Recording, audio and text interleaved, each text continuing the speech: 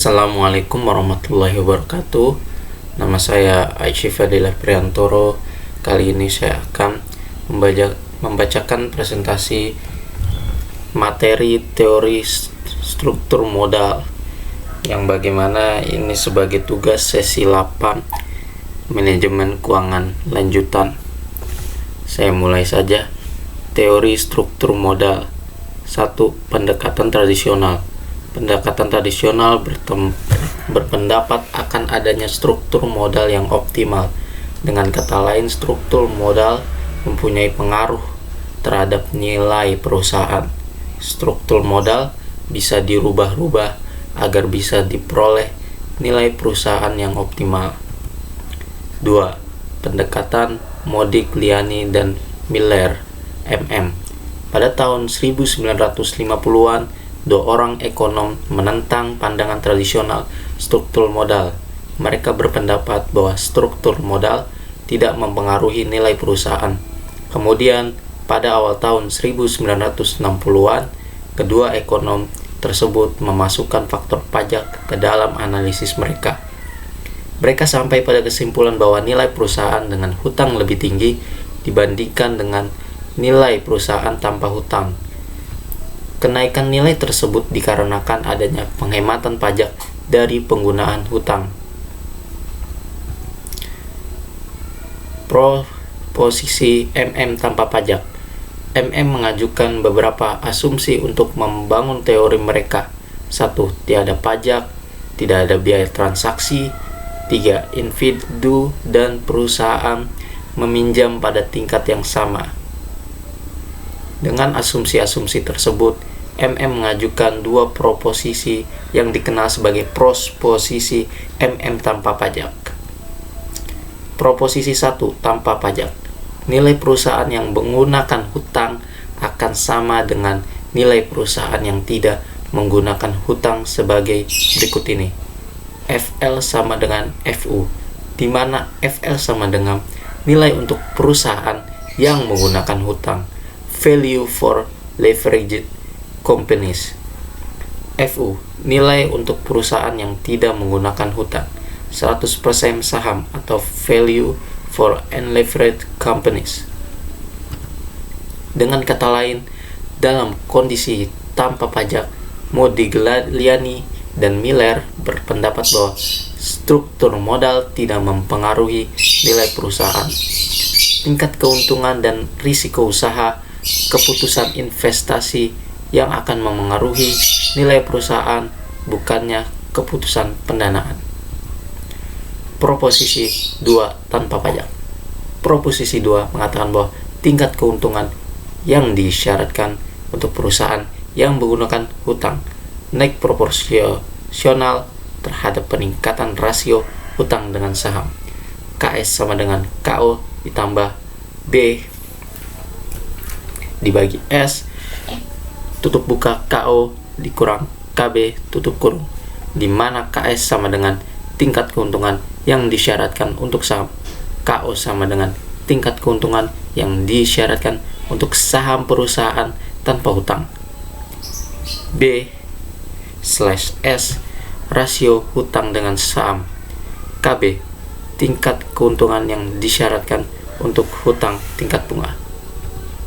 Dengan menggunakan hutang yang semakin banyak, perusahaan bisa menggunakan sumber modal yang lebih murah yang semakin besar. Penggunaan sumber modal yang murah yang semakin banyak akan menurunkan biaya modal rata-rata tertimbang perusahaan WACC tersebut. Jika tingkat keuntungan yang disyaratkan untuk saham KS konstan, tetapi dengan semakin meningkatnya hutang, tinggi keuntungan yang disyaratkan untuk saham KS juga akan meningkat. Dua efek yang saling berlawan tersebut menghasilkan biaya modal rata-rata tertimbang yang konstan. Hasilnya nilai perusahaan akan konstan. Proposisi MM dengan pajak. Bagian 5. Pendekatan roti menurut MM dengan pajak dibayarkan ke pemerintah. Berikut gambarnya. Ada gambar yang A terdiri dari hutang, pajak saham, dan pajak dibayarkan ke pemerintah. Yang B, saham, hutang, pajak. Pajak dibayarkan ke pemerintah. Terlihat bahwa roti tersebut dibagi ke dalam 3 bagian: saham, hutang, dan pajak. Pajak dibayarkan kepada pemerintah yang berarti merupakan aliran kas keluar. Hutang bisa digunakan untuk menghemat pajak karena bunga bisa dipakai sebagai pengurang pajak. Dalam gambar A, di mana hutang yang digunakan lebih sedikit, pajak yang dibayarkan menjadi lebih besar karena aliran kas yang keluar melalui pajak semakin besar. Roti yang tersisa menjadi semakin kecil. Gambar B menunjukkan penggunaan hutang yang semakin besar. Pajak yang dibayarkan semakin kecil, yang berarti perusahaan bisa menghemat aliran kas keluar. Roti yang tersisa pada gambar B nampak lebih besar dibandingkan dengan roti yang tersisa pada A. Ilustrasi tersebut menunjukkan bahwa dengan memperhitungkan pajak, struktur modal bisa mempengaruhi nilai perusahaan. Proposisi dengan pajak.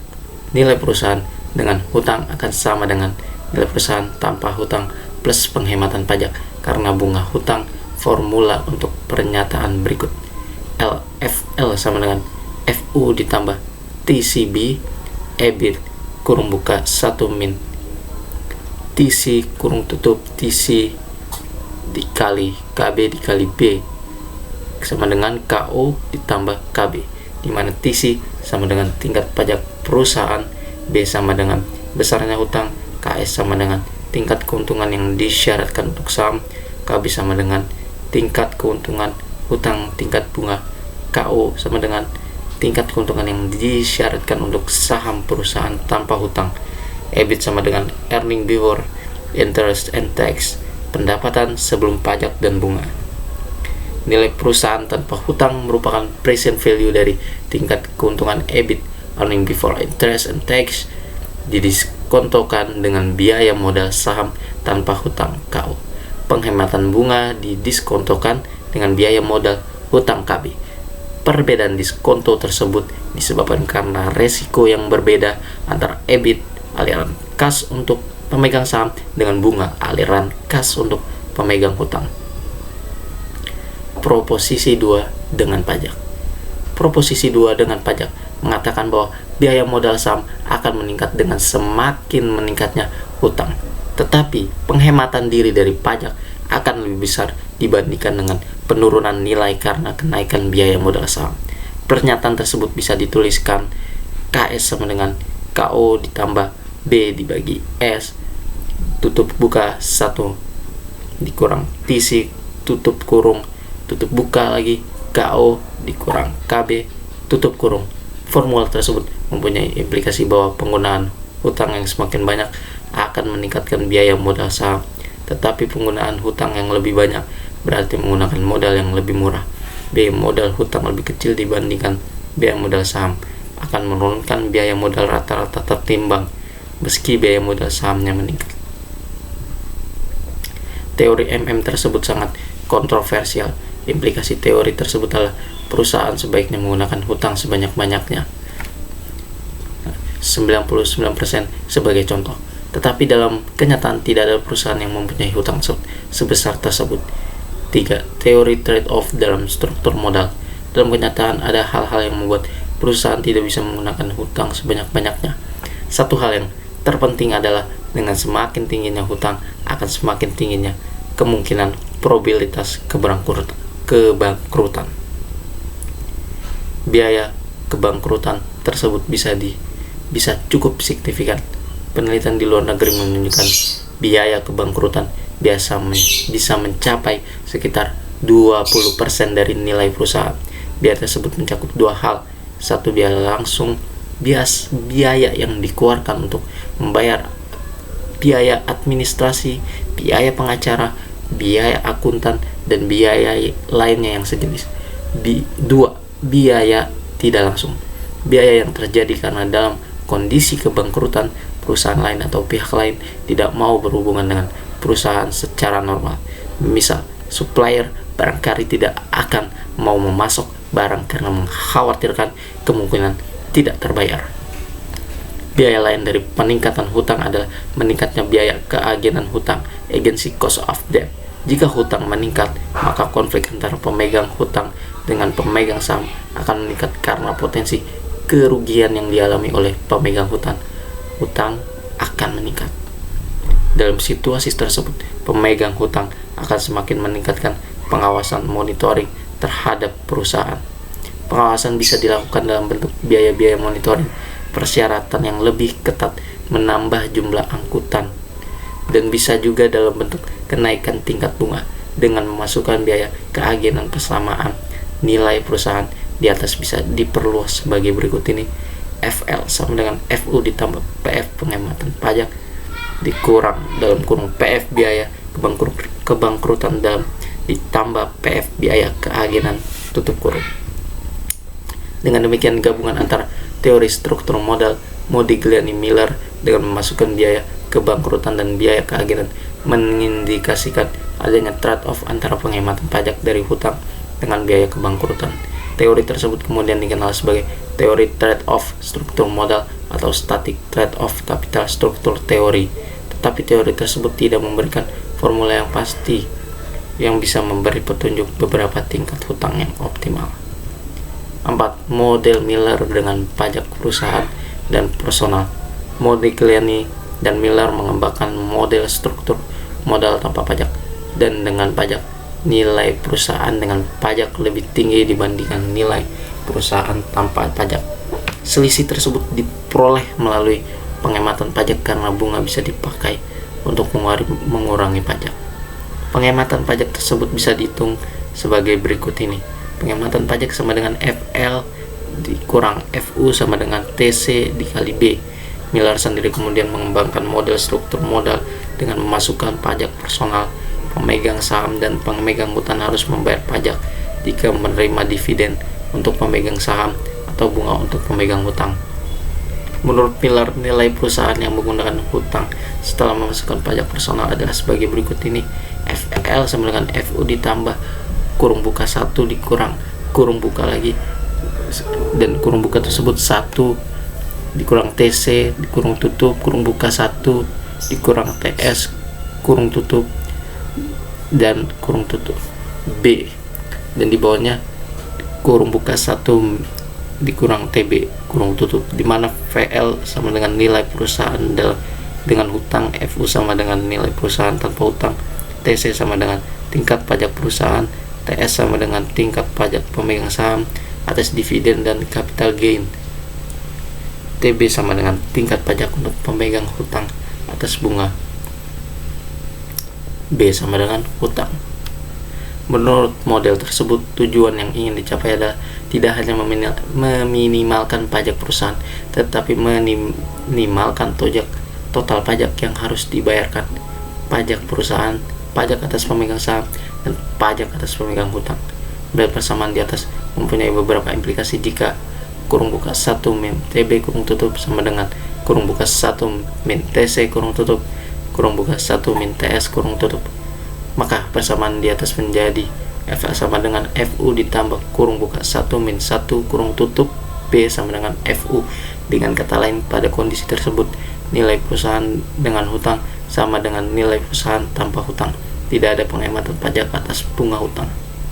Pada situasi lain di mana TS sama dengan TB, persamaan di atas menjadi FL sama dengan FU ditambah TC dikali B.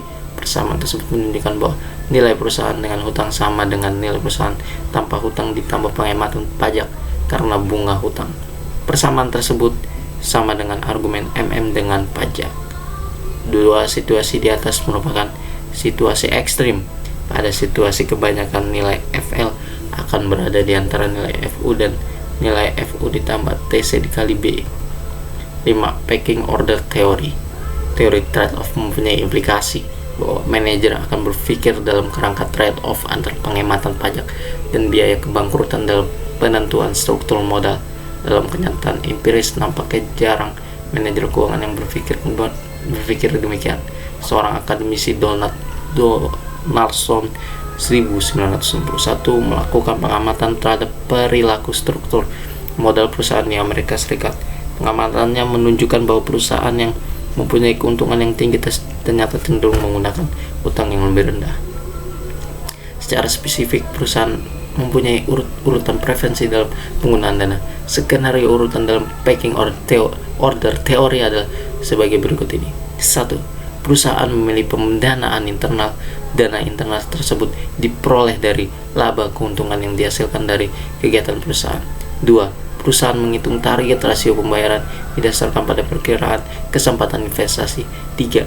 Karena kebijakan dividen yang konstan sticky digabung dengan fluktuasi keuntungan dan kesempatan investasi yang tidak bisa diprediksi akan menyebabkan aliran kas yang diterima oleh perusahaan akan lebih besar dibandingkan dengan pengeluaran investasi pada saat-saat tertentu dan akan lebih kecil pada saat yang lain.